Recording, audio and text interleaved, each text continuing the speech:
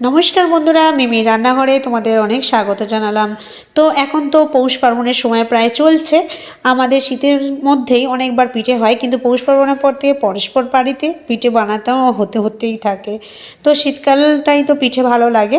তো আজকে দেখো বানানো হবে পাটিসাপটা পিঠে। সেই জন্য মা প্রথমে দিয়ে দিল ওতে সুজি, তারপরে দিয়ে দিচ্ছে দেখো চালের গুঁড়ি, আতপ চালের গুঁড়ো করা, দিয়ে দিচ্ছে পরিমাণ মতো লবণ, দিয়ে এরপর খুব ভালো করে এগুলোকে মিক্সড করে নেব। আর এই যে বাটিতে যেটা দেখতে পাচ্ছিলে, ওই বাটিতে দুধ 500 আর কি, যে ডেয়ারির দুধ আছে বা কিংবা আমল দুধ গুলেও তোমরা ওইটা দুধটা জলটা করতে পারো, কারণ পাটিসাপটার যে ব্যাটারের গোলাটা হবে সেই গোলাটাই আমরা দুধ দিয়ে বানাবো। তো ভালোভাবে এগুলো সব মিক্সড করা হয়ে গেছিলো। এরপর আমি গরম দুধটা মা ঢেলে দিচ্ছে। ভালো করে লক্ষ্য করে দেখো, দুধটা কিন্তু গরম ছিল, আরেকটু ঠান্ডা করলে ভালো হতো, কিন্তু কিছু করার নেই। সময়টা আমার একটু তাড়াতাড়ি করতে হচ্ছিলো, কারণ অনেক রাত হয়ে গিয়েছিলো, তাই আর দেরি করলাম না। তোমরা পারলে একটু ঠান্ডা করে করবে, এতেও কোনো অসুবিধা হবে না।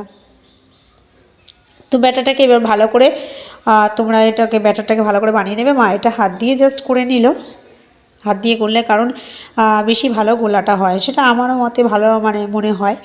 তো ব্যাটারটাকে ভালো করে রেখে দিয়ে এটা দিয়ে একটু ঢাকনা চাপা দিয়ে রেখে দেব বেশ কিছুক্ষণ। আর এর সঙ্গে অ্যাড করব খেজুরের গুড়। এখন শীতকালে তো সবার বাড়িতেই পাওয়া যায় খেজুরের গুড়, তাই এর সঙ্গে এটা একটু অ্যাড করে দেবো যাতে টেস্টটা আরও দ্বিগুণ হয়। কীভাবে ফেটে নিচ্ছে দেখো, এইভাবে যতটা ফাটাটা ভালো হবে তত আর কি ব্যাটারটা খুব ভালো টেস্টি, যে আমাদের পাটিসাপটার যে সৌচাকলিটা সেটা বেশি টেস্টি তৈরি হবে। তো পাটিসাপটাটা দেখো যে সৌচাকলি বানানো হবে সেটা এই কলার ডান্ডা দিয়ে, ঠিক আছে। তো মা চলো উনুন ধরিয়ে নিচ্ছে, আমরা আজকে উনুনেই বানাবো পাটিসাপটার রেসিপি। তো উনুনটা তো ধরানো হয়ে গেছে। পাটিসাপটা বানাতে হালকা একটু সাদা তেল তো ঢেলে নিতেই হবে, কারণ সরু চাকলির মতো তো তোমরা জানো। তোমরা যদি যে না তেল দিতে চাও, তেল ছাড়া কিন্তু হয় না এটা। তো যাতে তেল কম যায় সেজন্য মা এই কলার ডান্ডা দিয়ে জাস্ট একটু হালকা করে ঠেকিয়ে কড়াই বলিয়ে নেবে। একটু ভালো করে লক্ষ্য করো, এতে তেলও বেশি যাবে না, অথচ পাটিসাপটাটা একদম নিখুঁতভাবে উঠবে।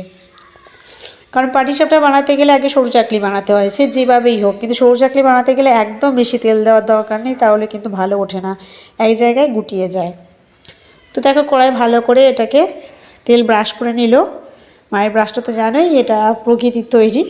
তো যেমন সরু চাকলি বানানো হয় সেরকম দিয়ে ব্যাটারটা দিয়ে ভালো করে গোল করে ঘুরিয়ে প্রথমে সরু চাকলি বানিয়ে নিল।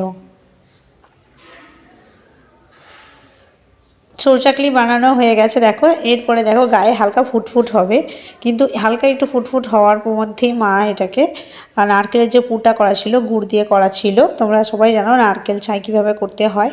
তো অনেক সময় ক্ষীরেরও করে। তো নারকেল ছাইটা ওর মধ্যে অ্যাড করে দিয়ে এইভাবে দুদিকে ভাঁজ করে দিল, একদম সরুভাবে এটাকে করে নিল। এরপর হালকা করে এটাকে ভেজে নিয়ে এটা তুলে নেওয়া হবে। ভাজা বলতে কড়াই যতটুকু তেল আছে ততটুকুর মধ্যেই হবে। তো পাটিসাপটা আমার হয়ে গেল। এবার এই গরম গরম পাটিসাপটা গুড় দিয়ে খেতে কিন্তু দারুণ লাগবে। আরেকবার তোমাদের ভালো করে একটা দেখিয়ে দিই। এই যে দেখো, যতটা বড় রুটি করতে চাও সেইভাবে ব্যাটারে গোলাটা দেবে।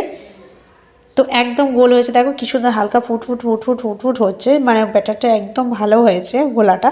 এরপরে আস্তে করে নারকেল ছাইটা দিয়ে দেবে মাঝখানটায়। ছোট যেহেতু এটা রুটি, যদি বড় হতো তাহলে ধারে ব্যাটারটা দিতে হতো এই নারকেল ছাইটা, নাহলে তোমরাতে অসুবিধা হতো। আর ছোটো রুটি যেহেতু বানানো হয়েছে, মা এপার থেকে একবার ওপার থেকে একবার দিলে একদম পারফেক্টলি হয়ে যাবে। দেখো কত সরু আর কত সুন্দর হয়েছে। এরপরে খন্তিটা সাদা তেলে হালকা ডুবিয়ে এটাকে হালকা একটু ব্রাউন টাইপের করে নেব, দিলে আরও খেতে টেস্ট হয়ে যাবে।